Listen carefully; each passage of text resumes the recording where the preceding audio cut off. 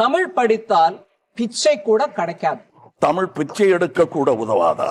தமிழ் படித்தது பிச்சை எடுப்பதை தவிர வேற உயிர் வாழ ஒன்றுக்கும் பயன்படவில்லை என்பதோடு இதற்காக செலவு செய்த காலத்தை வேறு துறையில் செலவிட்டால் வாழ்வில் பயன் ஏற்பட்டிருக்கும். தமிழ் பிச்சை எடுக்க உதவாது, திருடவும் உதவாது. தமிழன் பிச்சை எடுக்க மாட்டான், அதுவும் உங்கள் பிச்சையை ஏற்கவே மாட்டான். தங்கச்சி,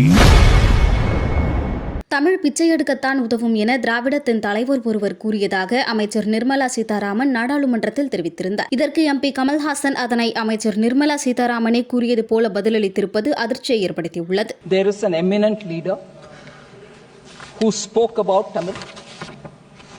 I do not want to name him, but the moment I read the passages, anyone with a small faint familiarity with Tamil will know who I'm speaking about.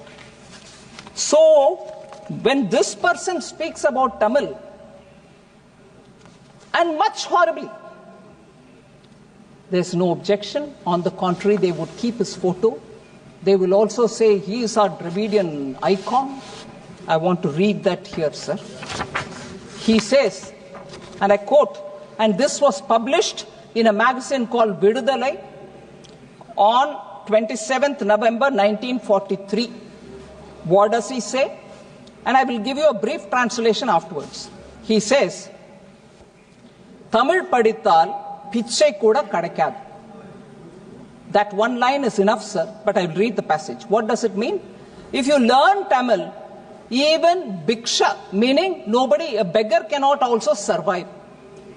You won't get even alms, meaning you won't even get anyone giving you dhan. Tamil படித்தால் பிச்சை கூட கிடைக்காது. தமிழ் படித்தது பிச்சை எடுப்பதை தவிர வேற உயிர் வாழ ஒன்றுக்கும் பயன்படவில்லை என்பதோடு இதற்காக செலவு செய்த காலத்தை வேறு துறையில் செலவிட்டால் வாழ்வில் பயன் ஏற்பட்டிருக்கும் என்பதை 100 ஆண்டுகளுக்கு முன்பே தமிழ் கற்ற ஒரு அனுபவ புலவர் பாடியுள்ளார். He says that.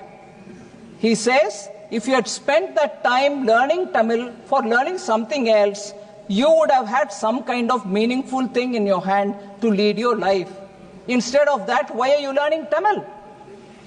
The person who said this, quoting a poet who lived 100 years ago, you're keeping a picture in your offices, in your everywhere. பிரிய சகோதரி பவதி பிக்ஷாந்தேகி என்று தெலுங்கில் இசைபாடி வந்த அந்த மாமனிதர் இசைமேதை தியாகராஜன். அவர் பிக்ஷா பாத்திரத்திலிருந்து எடுத்த சில்லறைகள் நவீன காலத்திற்கு உதவாது என்று தெரிந்தவர்கள் நீங்கள். நீங்கள் வெள்ளைக்கார கல்வி கற்றது கண்டிப்பாய் கற்பூர புத்திதான். அது காற்றோடு போய் பல ஆண்டுகளாகிவிட்டன. அதன் பிறகு உங்கள் பிச்சை பாத்திரம் உருமாற்றப்பட்டது. பிச்சை குவளை பெரும் உண்டியலானது. அந்த உண்டியலை உடைத்து நிதி திரட்ட உதவுவோர் இன்று தமிழரை பார்த்து என்ன சொல்லுகிறீர்கள்? தமிழ் பிச்சை எடுக்க கூட உதவாதா? ஓரளவு உண்மைதான். ஒரு தெற்கத்திய அறிவுரை தங்காய், தமக்கென உங்கள் நிதியை திரட்ட ஆங்கிலத்தில் இந்தியில் பிச்சை எடுக்கலாமே. தமிழ் பிச்சை எடுக்க உதவாது, திருடவும் உதவாது. தமிழன் பிச்சை எடுக்க மாட்டான், அதுவும் உங்கள் பிச்சையை ஏற்கவே மாட்டான். தங்கச்சி, ஓட்டையும் நாட்டையும் இந்த கமலஹாசன் விற்கவே மாட்டான். உங்கள் சாபங்களில் எங்களுக்கு நம்பிக்கை இல்லை. Please conclude.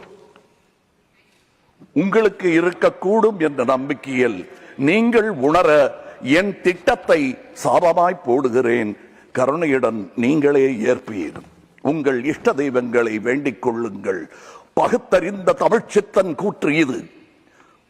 வினை உம்மை சுடுக, என்றும் எங்கள் நாடு நீடூழி வாழும்.